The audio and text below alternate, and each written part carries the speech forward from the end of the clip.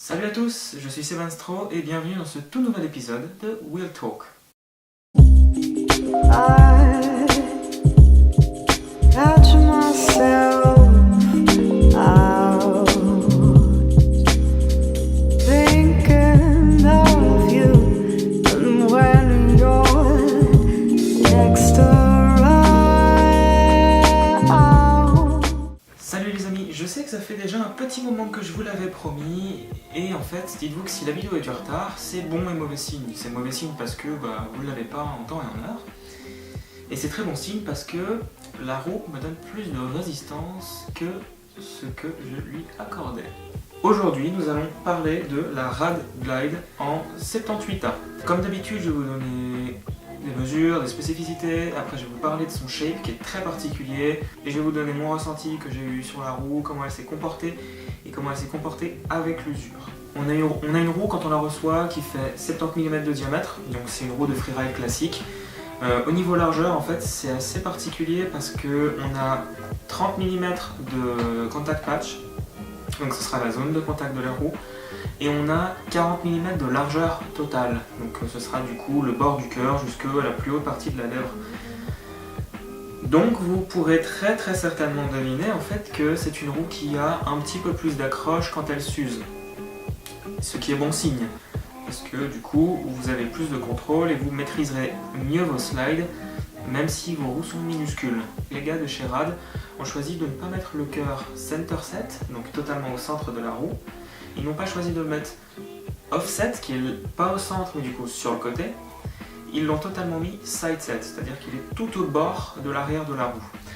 Et ça, en fait, ça va vous donner des caractéristiques ultra précises. L'avantage d'avoir un cœur en plastique dur, c'est que vous conservez un petit peu mieux votre vitesse et votre roue se déforme moins quand vous slidez. Et en fait, elle garde une forme qui est un petit peu plus saine et ça permet un petit peu de faciliter la glisse aussi dans un certain sens où vous n'avez pas quelque chose qui se déchire totalement quand vous slidez, même si le raid est molle. Mais vous avez quand même un maintien en fait, que vous sentez en dehors de vos roulements. La chose qui m'a énormément épaté en dehors du fait que le cœur soit side set, c'est aussi le fait que en fait, la lèvre qui soit là n'est pas de support. Donc vous allez le voir en gros plan, mais la lèvre est coupée nette comme une Kegel de chez Orangatang, qui est une roue de course, donc une roue de DH. Mais du coup, qu'est-ce que ça fait? Ça fait en fait que l'uréthane se déforme énormément à ce niveau-là, mais est très résistante au niveau du cœur. Du coup, vous avez une roue qui plie énormément au niveau de la lèvre quand vous vous appuyez dans vos carves. Du coup, elle vous donne un maximum d'accroche. Et vous avez par contre du coup la partie qui est supportée par le cœur qui slide vraiment très bien du coup quand vous commencez à kicker vos slides. Voilà. En tout cas, c'est principalement la science qu'il y a derrière cette roue. Il n'y a pas grand chose de bien particulier, mais c'est une roue qui a un minimum d'accroche parce qu'elle a une lèvre qui se déforme à mort. Mais c'est une roue qui est ultra facile à slider parce qu'elle n'a pas de lèvre de l'autre côté qui la retient. Vous voyez bien que c'est coupé net et qu'il y a le cœur. Et de toute manière, elle va aussi bien slider parce que il y a le cœur qui maintient l'uréthane. Et du coup, vous pouvez vraiment être posé sur votre roue et slider. Ce sera que la lèvre du coup qui vous ralentira. Juste 2-3 petits détails avant peut-être d'aborder les parties un petit peu plus complexes. Je ne l'ai pas précisé avant, mais quand vous recevez les roues, en fait, elles sont stone ground, c'est-à-dire qu'elles sont pas ultra lisses comme des roues de course, elles sont préfaites pour que vous puissiez slider. Ce sera comme énormément de roues de freeride d'ailleurs. Donc c'est pas du tout étrange.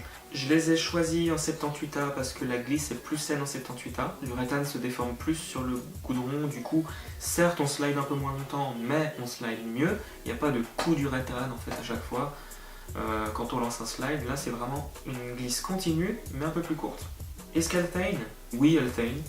Donc oui, elle s'use un petit peu vite quand même. Disons que sur les grosses sessions, on voit vraiment une différence quand on a fait que teiner.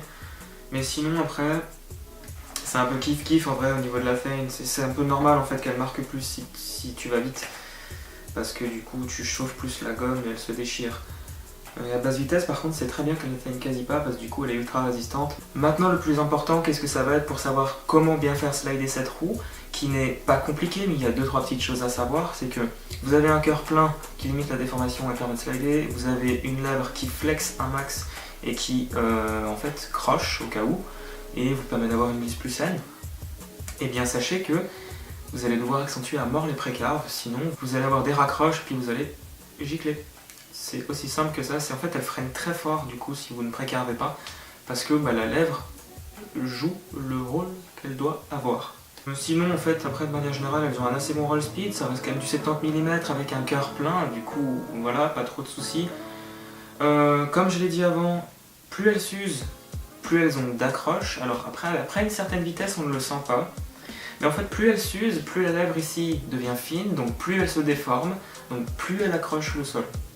Comment cette roue en fait elle se comporte après sur différents types de sols? Là c'est un petit peu compliqué parce que il faut savoir une chose en longboard, un sol ultra lisse qui croche, on est obligé d'aller plus vite, slider plus fort, et surtout l'uréthane en fait elle va se déformer un max et elle va s'arracher vraiment parce que c'est lisse, c'est comme si c'était vraiment un ponçage constant.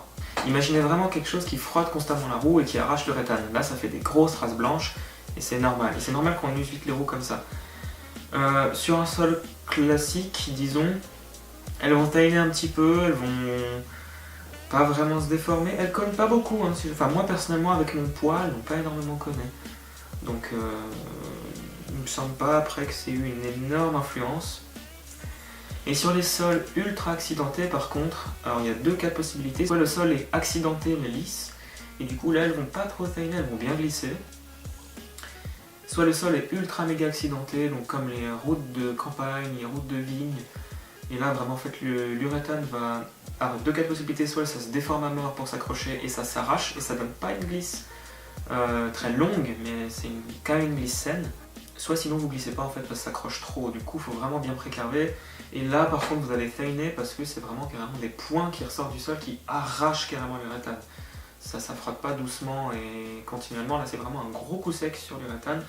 Vous allez le voir en zoom sur une des roues qui a vraiment morflé, où vous voyez en fait qu'il y a carrément des... il y a des trous dedans, il y a des trous sur le côté de la lèvre. Parce que les cailloux ils frappent carrément la roue et c'est normal, voilà.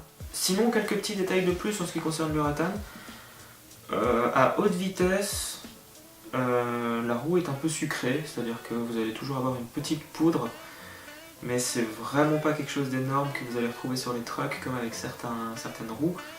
Là c'est vraiment, ça reste sur les côtés en fait, donc l'arrière vraiment, on a vraiment une petite poudre grise en fait d'uréthane brûlée. C'est assez sympa, moi j'aime bien, c'est assez rigolo. Franchement c'est pas une roue qui renouvelle tout le monde en ce qui concerne le monde du freeride, mais par contre elle est extrêmement bien, je dirais, la glisse est extrêmement saine, ça vous force à précarve, du coup ça vous force à vous comporter comme si vous aviez des vraies roues de DH. C'est-à-dire que si vous slidez avec ces roues-là, vous n'arriverez peut-être pas à slider avec des Advantage de chez Rags aussi, mais vous aurez la technique et vous serez habitué à précarve et là vous pourrez du coup vraiment lancer vos slides tout simplement. Sachez que la roue coûte 48 $, 65 € et grosse surprise 80 francs suisses, 80 francs suisses. Moi je les ai trouvés à 80 francs suisses sur Skate Deluxe pour les Suisses si jamais. Et premièrement je trouve que c'est trop cher déjà. Après c'est une roue en fait, si vous investissez dedans, elle est quand même assez résistante, hein. Faut pas le nier, elle est quand même bien résistante. Celles-là elles sont à 62 mm, 60 mm par là, j'ai cramé 1 cm d'une roue. Alors c'est pas énorme certes, je vais continuer de les rider, mais depuis le temps où vous attendez l'épisode, sachez que je n'ai cramé qu'1 cm. Voilà. Ça fait 2 mois que vous attendez l'épisode. Du coup, je pense après que si vous voulez faire l'investissement sur une bonne route freeride qui vous force à faire un précarve, qui vous force à bien vous comporter avec ou sans vitesse, ça peut être un bon investissement. À mon avis, ce sont des roues qui sont largement supérieures à des types Butterballs qui sont center set avec la même taille de lèvre de chaque côté. Parce que là, vous êtes obligé de faire un gros précarve pour faire un toe side ou un hillside, que ce soit du stand-up ou du glove down. Et je trouve que ça vous donne quand même confiance. Et ça vous force du coup à appréhender le fait qu'une roue puisse décrocher sans que vous le vouliez. Et ça vous force aussi à appréhender le fait que, vu qu'elle a une lèvre, une roue puisse raccrocher sans que vous le vouliez. Moi j'en suis très satisfait et je ne regrette pas du tout l'investissement, même s'il était assez élevé. Et de mon avis, cette fois-ci je ne vais pas être trop impartial, c'est achetez-la. Ça vaut la peine, franchement ça vaut la peine. Les ride glides sont sympathiques. Une bonne route freeride détente comme ça. Vous enlevez vos advantages un petit peu, vous enlevez vos cults et... Ah, je sais plus comment elles s'appellent les cults de DH, les grosses. Enfin, peu importe. Mais vous enlevez vos grosses routes DH énervées, puis vous mettez une petite route freeride tranquille, et vous allez vous amuser à 30 km/h dans une petite pente, et vous me faites plein de stand-up et puis quelques glove down si vous voulez, et puis voilà, amusez-vous. Ce sont des roues qui sont faites pour s'amuser, mais qui vous forcent aussi à bien apprendre les mouvements pour les débutants. Voilà mes amis, ce Wheel Talk est terminé. J'espère franchement qu'il vous aura plu. J'espère que ça vous aura quand même un petit peu appris 2-3 choses et que vous aurez pu voir du coup une roue que vous n'aviez jamais vue ou que vous hésitiez à acheter, que ça vous aura peut-être convaincu ou non. Dites-le moi en commentaire. En tout cas, n'hésitez pas à, s'il vous plaît, à me laisser un like, ça ferait ultra plaisir. Abonnez-vous à la chaîne aussi. On est bientôt 1100, donc franchement faites-moi péter ce compteur, là, ce serait le feu. Cliquez la cloche aussi, comme ça vous êtes au courant de quand je poste une vidéo. Et par-dessus tout, partagez les vidéos, mon Dieu. C'est très important, comme ça des gens les voient. N'hésitez pas, sentez-vous libre de partager, de vous abonner et de liker. Et moi je vous fais des bisous et je vous dis à la prochaine pour une nouvelle vidéo.